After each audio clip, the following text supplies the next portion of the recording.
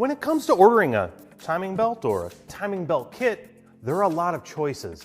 Different brands, prices, and quality levels can be confusing, but you have to ask yourself, how well does the replacement belt match the original belt for materials and design?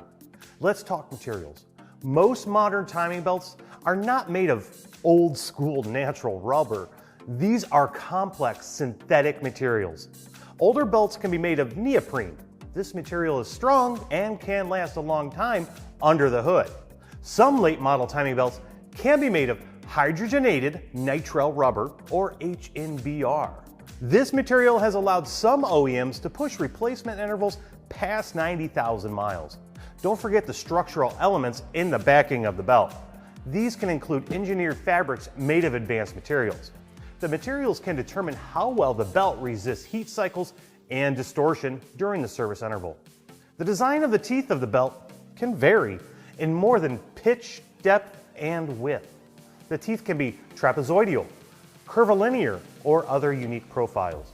The different shapes work with the cogs to improve power transfer, lower noise, and even reduce abrasion.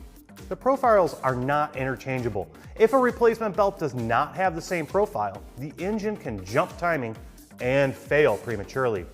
So how do timing belt manufacturers engineer new applications? The first step is to acquire the original belt. Some belt manufacturers might just source a belt from a dealership parts department when it becomes available.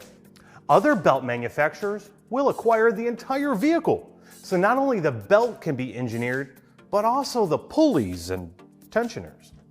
Reputable timing belt manufacturers will not only duplicate the physical dimensions and appearance, but some will duplicate or even improve the materials. In the end, what belt or kit you select comes down to trust and reputation. Trusting a no-name belt that leaps to the top of your part search when you sort by price is not the way. Instead, trust your instincts when it comes to the part that keeps the heartbeat of the engine alive. Thanks for watching.